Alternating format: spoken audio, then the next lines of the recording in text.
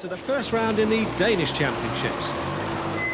Last year's winner Henrik Lundgaard, who's changed his cadet for a Calibra and hopes to do the double. He's off, and here's Jens Mulvad, who's found the problem in his motor management system in his Calibra. Jens, second on stage one. Lundgaard spins and stalls just before the finish in his third, but here is the early leader, Jan Mortensen. Fastest on stage one, but then a hasty exit with transmission problems. And as darkness fell, Jens Ole Christiansen lights the way in a Sierra hired from Jan van der Marel in Holland. And as Steen Andersen goes through in his Mazda, it starts to snow.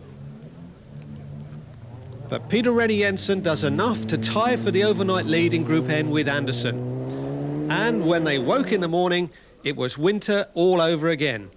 And everyone rushed to see if they'd remember to pack their snow tyres. Henrik Lundgaard, the overall leader by 16 seconds, leading off and clearing the way for the others, and that loses him time. Last year's Group N victor, Steen Andersen, didn't expect this weather, so his tyres are too wide, and it's a problem he'll have to live with. Oh, and that's Peter Rennie Jensen, taking the long way round in his Nissan Sunny, but despite that slip, he still wins this stage by 18 seconds. And now the Celica's suffering. Its wheelbase is 10 centimetres wider than the others, so he can't follow in the others' tracks. But this little 1300cc Skoda, the Pink Lady, is having a great time. This is one cold lady, and this lady has a tiger in her tank.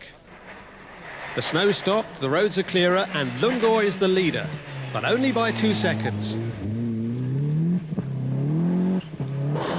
Mulvad third, but getting faster as he gets more grip. Christiansen Sierra lost time with a broken wastegate to his turbo. He's going better now, chased by Steen Andersen, who slipped to fourth in Group N after losing a couple of minutes in a field. Herlufbjerg putting on the anchors in his cadet.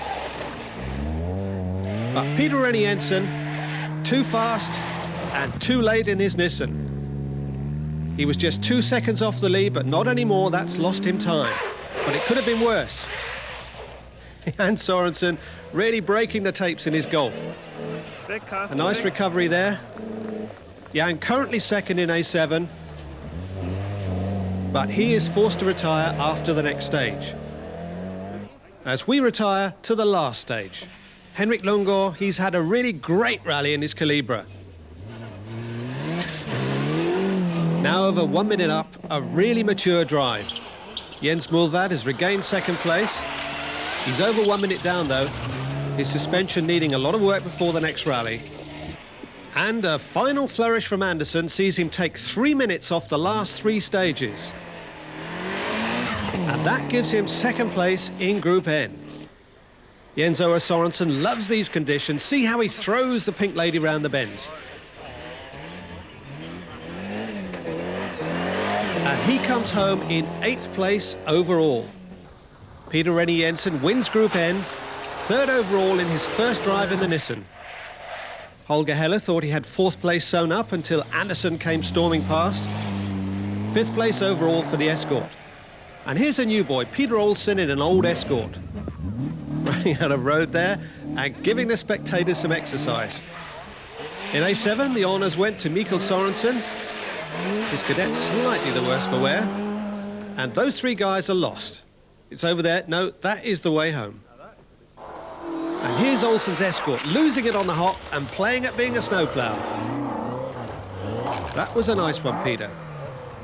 But he forgot you don't reverse out in front of oncoming vehicles.